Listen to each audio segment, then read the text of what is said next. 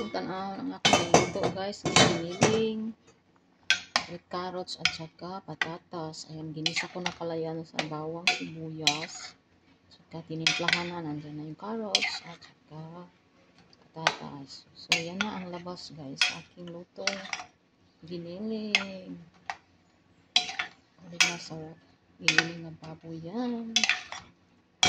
Mayroon na yung timpla guys. Sobrang sarap. Niligyan ko siya ng tuyo. Tsaka magic. Wow, sarap. Sabaw pa lang niya guys. Ulam na. Ang sarap. O diba? Ganyan ang luto ng pangmadalian.